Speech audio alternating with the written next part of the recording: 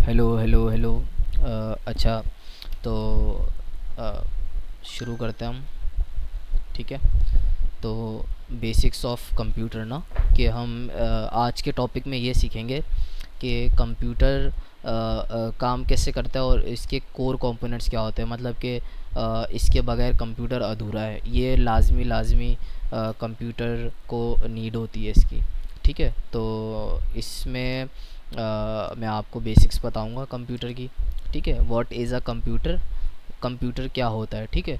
एक कंप्यूटर जो है इलेक्ट्रॉनिक डिवाइस है, इसके अंदर सर्किट्स हैं और बहुत सारे इलेक्ट्रॉनिक पार्ट्स हैं, इलेक्ट्रॉनिक डिवाइस है जो इनपुट और आउटपुट जो है ना, मेन इसके परफॉर्म जो एक्शंस होते हैं वो यही होते हैं, इनपुट और आउटपुट। ठीक है। ये इनपुट एक्सेप्ट करता है, मतलब इनपुट हमें इसको डेटा इनपुट करना होता है। ठीक है।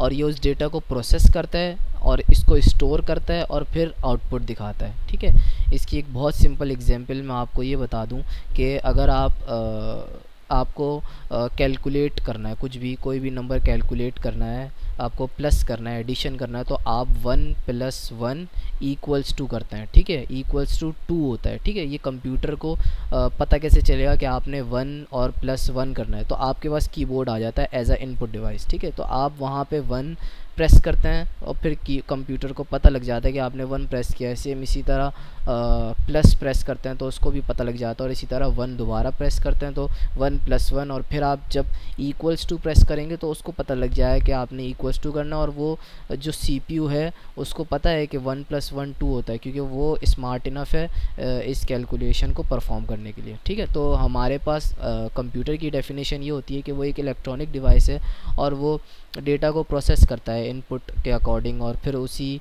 जो भी फाइनल आउटपुट होता है उसे दिखा देता है। ठीक है। Perform any task faster and more accurate.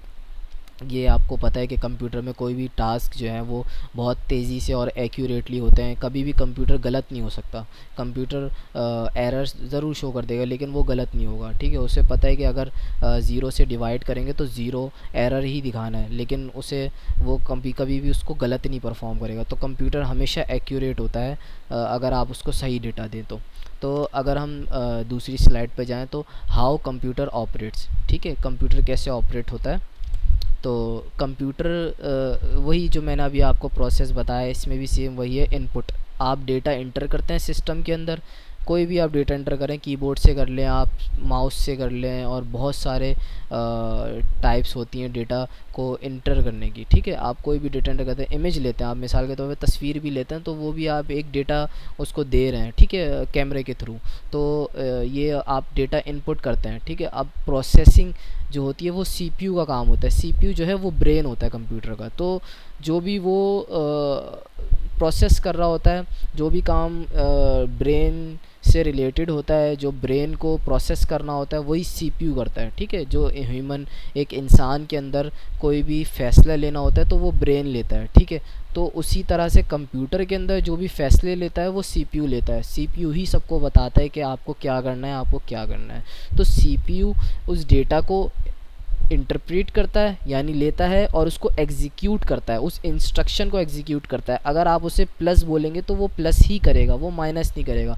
वो टोटली डिपेंड है आपके इनपुट पे। जो आप इनपुट देंगे वो उसी तरह से जो है ना उसको प्रोसेस करेगा, और उसके बाद वो स्टोरेज जो है वो सेव कर लेगा।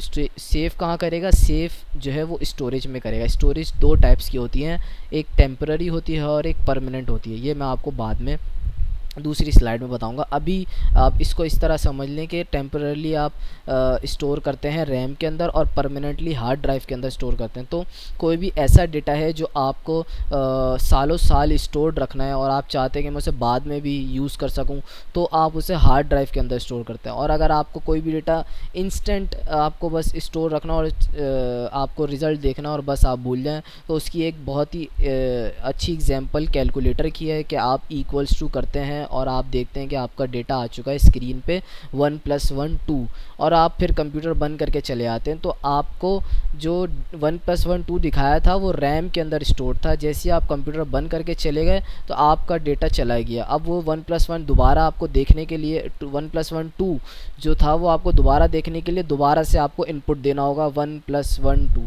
ठीक है। तो ये टेम्पररी स्टोरेज होता है। इसको मैं मज़ीद आपको बाद में समझाऊंगा, अभी के लिए आप ये छोटी सी डेफिनेशन समझ लें।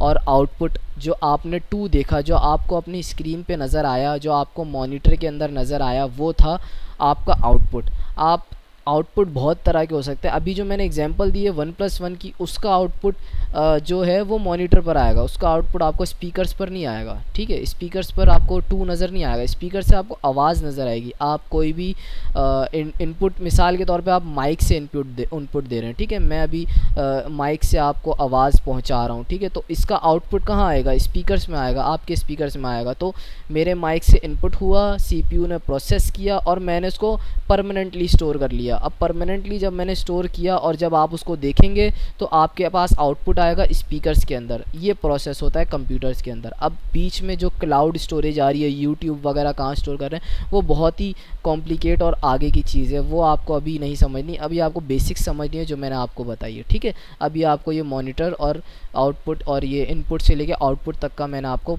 प्रोसेस समझा दिया, ठीक है। अब आ जाते हैं सीपीयू के ऊपर। CPU the brain of computer. जैसे कि मैंने आपको पिछली स्लाइड में भी बताया कि जो भी इंसान को इंसान को फैसले लेने होते हैं वो अपने दिमाग से लेता है। तो दिमाग से वो प्रोसेस करता है हर चीज़ों को। वो जो देख रहा होता है उसकी आंखों को नहीं पता कि वो क्या देख रहा है, बट उसके दिमाग को पता है कि वो क्या देख रहा है। वो उसको प्रोसेस करता है। वो जो देख रहा होता है, वो जो सुन रहा होता है, वो उसको प्रोसेस करता है और वो उसी हिसाब से फैसला लेता है।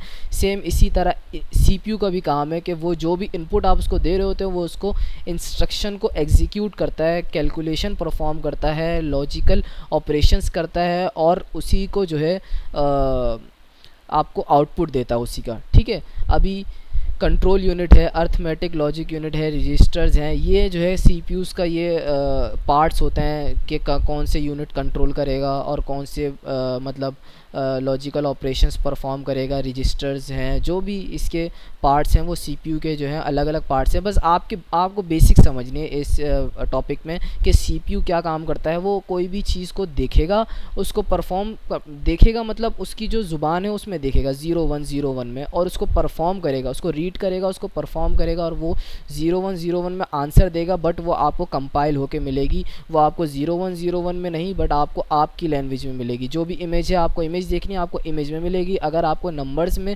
आउटपुट आपका एक्सपेक्ट है तो वो आपको नंबर्स में ही देगा। लेकिन डीप डाउन सीपीयू 0 और 1 में ही बातें करता है। सीपीयू की जो लैंग्वेज है वो 0 और 1 है, ये आपने हमेशा याद रखनी है। कोई भी आप इलेक्ट्रॉनिक उठा लें वो हमेशा 0 1 में ही बातें करता है। अब उसके ऊपर लेयर्स आ गई हैं ना, कि प्रोग्रामिंग लेयर्स आ गई है और उसके ऊपर high level languages, low level languages आ गई हैं, असेंबली आ गई है। वो बीच में बहुत सारे एक लेयर्स हैं, उससे होते हुए हमारे पास जो पहुंचती है वो हमारी ह्यूमन रीडेबल लैंग्वेज में पहुंचती है। तो सीपीयू जो काम कर रहा होता है वो हमें समझ नहीं आती, लेकिन सीपीयू जो आउटपुट दे रहा होता है वो हमें समझ आ रही होती है। तो सीपीयू का बेसिकली मकसद ये होता है कि वो कोई भी ऑपरेशंस को परफॉर्म करना, कैलकुलेशंस करना, बेसिक यही मकसद होता है। अब रैम क्या चीज़ है, ये जो मैं आपको बता रहा था कि मैं आपको बाद में बताऊंगा, वो यही है टेम्पररी मेमोरी, ठीक है। Why temporary memory used while computer is running. बहुत ही आसान आपको समझ आ जाएगी कि कंप्यूटर जब तक मेरा ऑन है तब तक वो टेम्पररी मेमोरी स्टोर रहेगी। जैसे ही लाइट चली गई या मैंने पावर ऑफ कर दिया कंप्यूटर तो वो मेरी मेमोरी रिमूव हो जाएगी, ठीक है। अब इसका फ़ायदा क्या है रैम का, हम इसको यूज़ क्यों करते हैं? ये बहुत ही फास्ट स्टोरेज होती है than permanent storage. Permanent storage के मुकाबले में इसकी स्टोरेज जो स्पीड है वो बहुत फास्ट है। इतनी फास्ट है कि ये जो है ना बहुत ही माइक्रो सेकंड्स में ये डेटा को ट्रांसफ़र कर देती है सीपीयू तक। तो जो भी सीपीयू को इन्फॉर्मेशन चाहिए होती है वो रैम के अंदर स्टोर रखती हैं और फिर दोबारा रैम से यूज़ कर लेती हैं। मिसाल के तौर पे हम कंप्यूटर को ऑन करते हैं, कंप्यूटर का विंडोज़ स्टार्ट होता है, ठीक है, और वो विंडोज़ जो स्टार्ट होता है वो रैम के अंदर स्टोर होता है। क्योंकि जब हम कोई भी एप्लीकेशन ओपन करते हैं वो इतनी जल्दी कैसे ओपन हो जाती है, इतनी जल्दी कोई भी परमानेंट स्टोरेज डिवाइसेस ओपन नहीं कर सकता और ओपन नहीं रख सकता, कंटिन्यूसली ओपन नहीं रख सकता, ठीक है। लेकिन रैम रख सकती है क्योंकि वो बहुत फास्ट होती है और वो सीपीयू से बहुत ही जो है ना फास्ट जो है फास्ट तरीके से जो है ना सीपीयू से कम्युनिकेट करती है और अदर कंपोनेंट से कम्युनिकेट करती है रैम। ठीक है, तो रैम जो है हमारी टेम्पररी मेमोरी होती है और वो कंप्यूटर के अंदर जो भी डेटा है वो स्टोर रखती है टेम्पररी लेकिन बेहद फास्ट तरीके से। ठीक है, अगर हम लाइट बंद कर दें, कंप्यूटर बंद कर दें या हम रैम निकाल दें तो जो भी डेटा होता है रैम के अंदर से वो रिमूव हो जाता है। ठीक है, लेकिन परमानेंट स्टोरेज में ऐसा नहीं होता। ठीक है, तो अब आ जाते हैं हम मदरबोर्ड की तरफ, the main circuit board unit. अब मदरबोर्ड का जो काम है वो सारे पार्ट्स को कनेक्ट करना है। ठीक है, अब मदरबोर्ड का काम होता है रैम को, सीपीयू को, स्टोरेज को, ठीक है, और पावर्स और सबको पावर देना और सारे पार्ट्स को आपस में कनेक्ट रखना। ठीक है, अब वो बहुत मदरबोर्ड के अंदर बहुत ही छोटी छोटी सी जो है ना आप कह लें बसेस बनी हुई होती हैं, कम्युनिकेशन लेन्स बनी हुई होती हैं। ठीक है, जिसके थ्रू कम्युनिकेट करता है सीपीयू रैम से, या सीपीयू को हार्ड ड्राइव से कम्युनिकेट करना है, या सीपीयू को ग्राफिक कार्ड से कम्युनिकेट करना है। तो वो जो बहुत ही छोटी छोटी सी लेंस बनी होती हैं उसके थ्रू डेटा ट्रैवल करता है बहुत ही फास्ट उसमें बैंडविथ में। ठीक है, उसकी जो बैंडविथ होती है वो बहुत फास्ट होती है। डिपेंड करता है कि वो आपके किस जनरेशन का मदरबोर्ड लेने हैं। जो पुराने जनरेशन के थे वो स्लो थे, अब जो न्यू जनरेशन के मदरबोर्ड आ गए वो बेहद फास्ट हैं। तो उसी हिसाब से आपके कंप्यूटर की स्पीड और कैलकुलेशन जितनी जल्दी वो करेगा उस हिसाब से वो कैलकुलेट होती हैं। ठीक है, अब मदरबोर्ड का काम होता है सीपीयू से रैम और सीपीयू सबको, उसके अंदर पोर्ट्स बने होते हैं ना, जैसे आपने देखा होगा मदरबोर्ड के अंदर पोर्ट्स बने हैं और उसके अंदर रैम हमने लगा दी। ठीक है, और उसके अंदर सीपीयू हमने लगा दिया और उसके अंदर हमने ग्राफिक कार्ड लगा दिया और पावर सप्लाई से हमने उसको पावर दे दी। सबसे मेन चीज़ होती है पावर, क्योंकि ये एक इलेक्ट्रॉनिक डिवाइस है, इसके अंदर पावर नहीं देंगे तो ये चलेगी कैसे। बगैर पावर के कोई भी इलेक्ट्रॉनिक डिवाइस नहीं चल सकती। तो हमने इसको पावर देनी है। ठीक है, जैसे हम पावर देंगे ये आपस में कम्युनिकेट करने लग जाएगा। सीपीयू सबको बताएगा कि आपको क्या परफॉर्म करना है, आपको मुझे क्या देना है, क्योंकि सीपीयू ब्रेन है, ब्रेन ही सबको बताता है, गाइड करता है कि आपको करना क्या है। और मदरबोर्ड सबको कनेक्ट रखता है। इसके अंदर जो लेंस बनी है उसके अंदर से वो जो डेटा ट्रांसफ़र होता है वो मदरबोर्ड का काम होता है। ठीक है, तो वो मदरबोर्ड सारे पार्ट्स को कनेक्ट रखता है और जो भी एक्सपेंशन स्लॉट्स, वही जो आप हार्ड ड्राइव कनेक्ट करते हैं और कनेक्टर्स जो भी होते हैं, आप कोई भी लाइट कंप्यूटर में कोई भी लाइट कनेक्ट करते हैं, आजकल वो आते हैं ना आरजीबी लाइट्स आती हैं, वो कंप्यूटर्स में होती हैं, वो लाइट को कंट्रोल करना मदरबोर्ड से। ठीक है, तो वो कैसे हो रहा है, जब आप कोई भी फ़ैन आरजीबी फ़ैन लगाते हैं तो वो फ़ैन के जो वायर होता है वो मदरबोर्ड से कनेक्ट हो जाता है। अब मदरबोर्ड से जो कनेक्ट हो गया तो मदरबोर्ड के जो लेन है उससे होते वो सीपीयू के पास चला गया। अब सीपीयू को हमें बस इनपुट देना है कि भाई उसमें रेड कलर शो करवा दो। ठीक है, अब वो सीपीयू का काम है, वो उसको बताएगा, वो मदरबोर्ड के लेन से होता हुआ वो डेटा पहुंचाएगा उस तार तक, फ़ैन के तार तक, और वो डेटा फ़ैन तक पहुंचेगा और फ़ैन को रेड लाइट जलानी है। तो ये काम होता है हमारा सीपीयू का कि भाई बताना इसको कि आपने रेड लाइट जलानी है, आपने बस इनपुट देना है कि रेड लाइट जला दो। तो ये बेसिकली कंप्यूटर का मकसद होता है। ठीक है, कि आपने जो है इनपुट देना है और आपको आउटपुट मिलना चाहिए। अब ये आउटपुट बहुत तरीक़ों से मिलता है और बहुत अलग अलग वेज़ में होता है। कोई गेम्स आप खेल रहे हैं या कोई आप वीडियो बना रहे हैं, आप कुछ भी कर रहे हैं, अलग अलग तरीके से आपको इनपुट का आउटपुट मिल रहा होता है। ठीक है, सो इसी हिसाब से इनपुट डिवाइसेस आपके पास क्या क्या हो सकती हैं। ठीक है, इनपुट डिवाइसेस जो आप यूज़र किस तरह से इनपुट कर सकता है, जैसे कि मैंने आपको बताया कीबोर्ड हो गया, माउस हो गया, स्कैनर हो गया, माइक्रोफोन हो गया जो मैं अभी यूज़ कर रहा हूँ, वीडियो रिकॉर्ड करने के लिए कैमरा हो गया। ठीक है, कैमरे से आप वीडियो रिकॉर्ड करते हैं तो वो एक इनपुट डिवाइस हो गई, जो भी हम देख रहे हैं वो कैप्चर करता है। ठीक है, कैमरा। स्कैनर कैसे हो गया, कोई भी आप उसमें चले जाएँ दुकान में जो वो स्कैन करते हैं, आप कोई फ़ोटोकॉपी की दुकान में चले जाएँ तो वो पेपर ऊपर से स्कैन करते हैं, तो वो स्कैनर जो स्कैन करता है तो वो देखता है कि भाई इस पेपर के अंदर कौन से अल्फ़ाबेट्स हैं और कहाँ कहाँ मौजूद हैं, और वो उसी हिसाब से मैप कर देता है। तो वो स्कैन हो जाता है और वो कंप्यूटर के अंदर डेटा फ़ीड हो जाता है, उसको पता लग जाता है कि भाई मेरे पास ये एक पेपर आया है इस साइज़ का और इसके अंदर ये डेटा मौजूद है। तो वो इनपुट डिवाइस हो गई एक तरह की। और आउटपुट डिवाइस क्या हो जाती है, इसी तरह मॉनिटर, प्रिंटर, स्पीकर, प्रोजेक्टर। ठीक है, तो प्रोजेक्टर और मॉनिटर सेम चीज़ है, आपको सॉफ्ट कॉपी दिखाती है जो भी चीज़ आप देख रहे हैं। मिसाल के तौर पे आप अभी वीडियो देख रहे हैं वो आपको मॉनिटर में आउटपुट हो रहा है। ठीक है, और आप प्रिंटर में आप, ज़ाहिर सी बात है, आपको कोई भी डॉक्यूमेंट प्रिंट करना है तो आप उस प्रिंटर के थ्रू आप निकाल सकते हैं, ठीक है। कोई भी कॉपी प्रिंट करनी है तो आप प्रिंटर के थ्रू हार्ड कॉपी में निकाल सकते हैं। और उसके बाद स्पीकर्स, जो जो भी मैं आपको बोल रहा हूँ, जो भी आवाज़ है, ठीक है, वो आवाज़ मैं इनपुट कर रहा हूँ, और जब आप सुनेंगे तो आपके पास आउटपुट हो रही होगी वो, और वो स्पीकर्स में हो रही होगी, ठीक है, क्योंकि आप, मैं जो बोल रहा हूँ वो आपको स्पीकर से ही सुनाई देगी। तो ये आउटपुट डिवाइस होगा ये आपके लिए स्पीकर्स। तो आपको जो भी आप इनपुट करेंगे उसका प्रोसेस करवा के आप सीपीयू जो आपको देगा वो आपके आउटपुट डिवाइसेस पर ही देगा, ठीक है। तो ये एग्जांपल्स हो गए आउटपुट डिवाइसेस की। अब हो गई स्टोरेज डिवाइसेस, परमानेंटली डिवाइसेस, ठीक है। अब टेम्पररी जो होती है वो सिर्फ रैम होती है, ठीक है। रैम, अब रैम जो है वक्त ब वक्त अपग्रेड होती गई हैं, जैसे उनकी जनरेशन्स आई हैं, जैसे DDR1, DDR2, DDR3, DDR4, DDR5, इस तरह के आपके पास रैम्स आ गई हैं, ठीक है। अब स्टोरेज डिवाइसेस में भी इसी तरह से अपग्रेड हुई है स्टोरेज डिवाइसेस। बहुत पहले फ्लॉपी डिस्क चलती थी, ठीक है, बहुत पहले, लेकिन वो अभी बिल्कुल ही ख़त्म हो गई। फ्लॉपी डिस्क का ज़माना ही ख़त्म हो गया। अभी इवन ऑप्टिकल डिस्क का भी ज़माना ख़त्म हो गया। अभी जो सबसे ज़्यादा और वाइडली यूज्ड डिवाइस है वो है हार्ड ड्राइव और SSD, ठीक है, और USB फ्लैश ड्राइव। USB भी बहुत लोग यूज़ करते हैं क्योंकि वो बहुत ही छोटी और इजी टू कैरी डिवाइस होती है ना। तो आप स्टोरेज डिवाइस जो कि डेटा परमानेंटली स्टोर करता है, मिसाल के तौर पे हमें कोई भी इमेज स्टोर्ड रखनी है और हमें उसको कहीं ट्रैवल करना है, लेके जाना है, तो हम USB लेते हैं। हम प्लग करेंगे कंप्यूटर के अंदर, और हम उस इमेज को कॉपी करके हम USB फ्लैश ड्राइव में पेस्ट कर देंगे, ताकि वो हमारी इमेज USB में आ जाए, और हम इसको USB को कैरी करेंगे अपने साथ, और कहीं पे भी चले जाएँ हम USB हमने दोबारा वापस से लैपटॉप में लगानी है तो आपके पास वो इमेज दोबारा से आ जाएगी। तो ये होता है परमानेंट डेटा, क्योंकि इसमें ये होता है आप पावर कट भी कर दें, आप लाइट चली जाए, आपका कुछ भी हो जाए, डेटा आपका वहीं का वहीं मौजूद रहता है।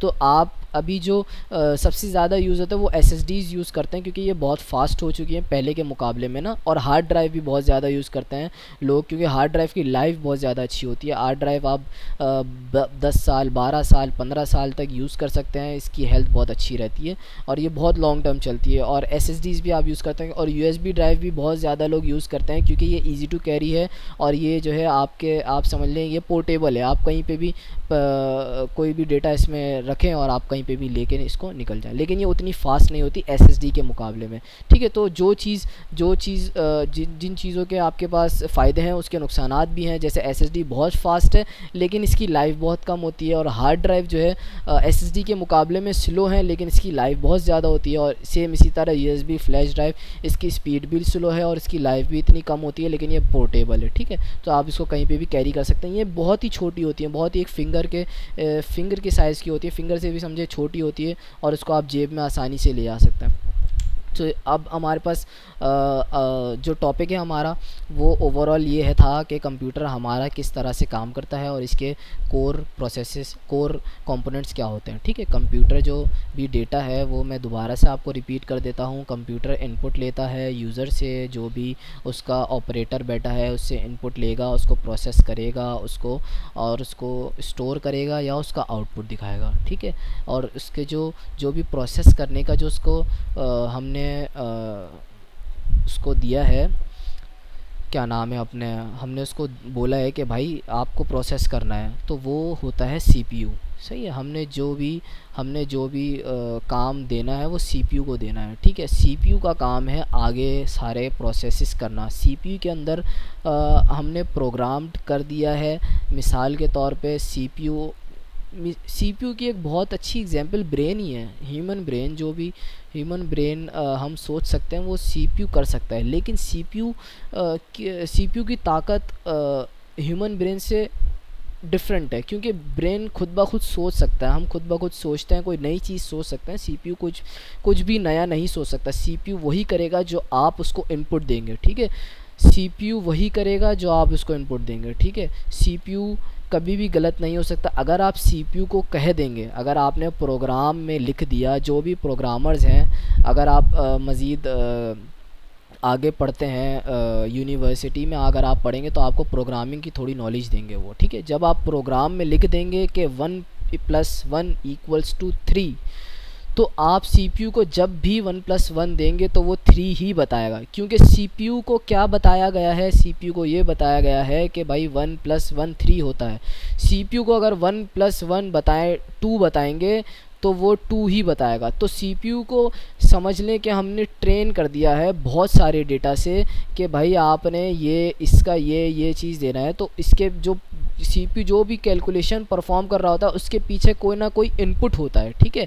आप अगर 1+1 2 दे रहे हैं तो आप इनपुट दे रहे हैं, लेकिन उस इनपुट के जो भी अगेंस्ट है वो पीछे प्रोग्रामिंग चल रही होती है। एप्लीकेशन के अंदर जो प्रोग्रामिंग चल रही होता है उस प्रोग्राम के अंदर लिखा होता है, जो भी डेवलपर होता है उसने लिखा होता है कि भाई 1+1 2 बताना, तो आप जो है CPU जो है 1+1 2 बताता है। अब ये इतना फास्ट होता है कि आपको तो बहुत ही सेकंड, मैं तो कहता हूँ आपको मिली सेकंड्स में नज़र आ जाता होगा 1+1 सेकंड, और पीछे जो भी परफॉर्म हो रही होती है कैलकुलेशन वो बहुत फास्ट हो रही होता है। माइक्रो सेकंड्स में चीज़ें डेटा जो है इधर से उधर ट्रैवल कर रहा होता है। और RAM is the working memory, जो भी CPU आपको करंटली स्क्रीन पर दिखा रहा है वो रैम के अंदर स्टोर्ड है, ठीक है। मिसाल के तौर पे अभी मेरे पास पावर पॉइंट की प्रेजेंटेशन खुली है और अगर मेरी लाइट चली जाती है अभी, तो मैं जब दोबारा कंप्यूटर ओपन करूँगा तो मेरे पास सेम स्क्रीन नहीं आएगी। क्यों? क्योंकि वो रैम के अंदर स्टोर थी और वो CPU रैम से बार बार पूछ रहा था कि भाई आप मुझे ये डेटा दो, आप मुझे ये डेटा दो, और रैम उसको दे रहा था। जैसी लाइट चली आएगी रैम से जितना भी डेटा था वो रिमूव हो जाएगा, तो रैम दोबारा से रीस्टार्ट होगा, कंप्यूटर दोबारा से रीस्टार्ट होगा और दोबारा से मेरे पास विंडो की होम स्क्रीन आएगी, ना कि मेरे पास पावर पॉइंट की स्क्रीन आएगी जो कि अभी रैम के अंदर स्टोर्ड है और मुझे बार बार यही दिख रही है। क्यों? क्योंकि ये अभी रैम के अंदर स्टोर्ड है, ठीक है। मुझे दोबारा से पावर पॉइंट खोलने के लिए मुझे अपनी स्टोरेज को एक्सेस करना होगा, परमानेंट स्टोरेज को, जहाँ पे मैंने फ़ाइल को रखी थी मुझे उसको ओपन करना होगा, दोबारा से मुझे स्लाइड में आना होगा।